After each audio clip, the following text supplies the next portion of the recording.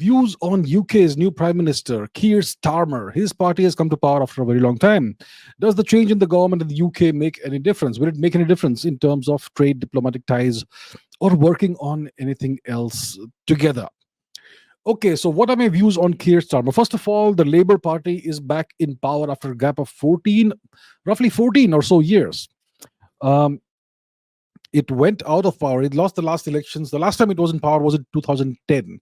And ever since then, it's been the Conservatives who have been in power, mostly, if I recall correctly. And Rishi Sunak has lost the election, and Keir Starmer has won in a landslide victory. So yeah, it's a big change apparently for the UK, but does it really make any big difference with the rest of the world? That's what the question is, right? So first of all, what are my views about Keir Starmer? I don't know this guy really well. He's in his early 60s or something. He doesn't have a very well defined political position. In the past, he has been regarded as soft left. He doesn't have any hard stance on international relations. Uh, he's all about the development of the UK and the economic development and equal opportunity and climate change and stuff like that, which is all, well, it's neither here nor there. What's your stance on immigration? What's your stance on the Ukraine war? Of course, he's going to support the US on that and so on, but no clearly defined stand on any major issues. A very anodyne kind of person, a guy who is who no one hates and no one likes. That's that sort of guy. But somehow he has positioned himself in a place where he now is the new prime minister. So the UK has become kind of a revolving door prime ministership. People come and go. People come and go. That lady Liz Truss was prime minister for 50 days. Rishi Sunak was probably one of the shortest serving prime ministers of the UK in the 20 since the 20th century. uh, 1 year and what 200 something days, 300, I don't know, 200 something days, maybe one of the shorter serving prime ministers of the UK. And now we have this guy, so I don't really know what to make of this guy. He doesn't have any clearly defined stand on anything. He doesn't really represent anything big or anything powerful. He's just a guy, I guess.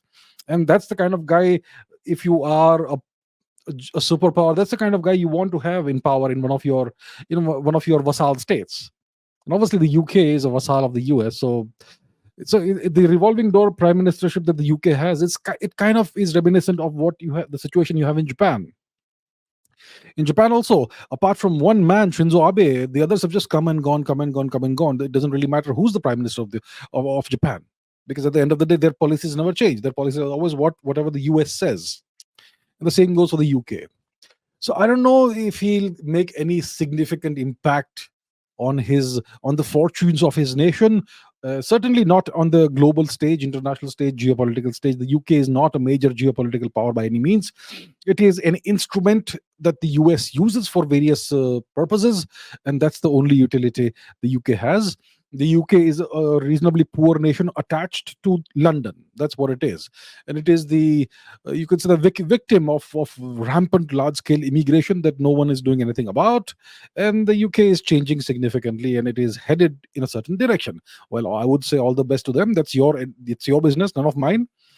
uh, Go with it. Go do whatever you want to your country. That's all right with me. So that's how I see this guy, Keir Starmer. No real stand on anything. He doesn't have any flag to plant somewhere that this is what I stand for and this is what I'll do. Nope, nothing like that. He's okay. Uh, does this change in government in the UK make any difference in terms of trade, diplomatic, etc.? No, nothing really will change. Some policies internally they will change. I will whatever the conservatives were doing, Labour will try to kind of undo that and go backwards. So 5 years, 10 years, the conservatives are in power. They'll implement certain policies that have some impact domestically, and then the others, the Labour Party comes to power, they'll spend the next 5 years going backwards, I mean, or going in the other direction, and then these guys come back and they'll go. So it's a seesaw kind of thing. There's no real progress in the UK. So the UK is kind of a moribund nation.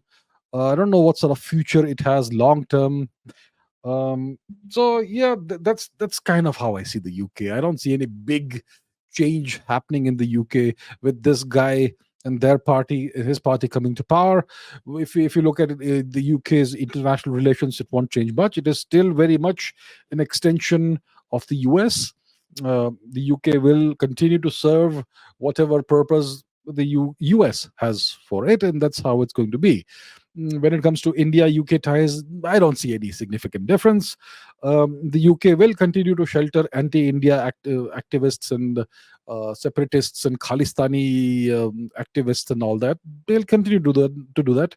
No big change. On the other hand, they'll continue to pay lip service to having better ties with India, and they'll certainly want Indian investment, and they'll want to have good economic ties with India in certain directions and all that. So that will continue.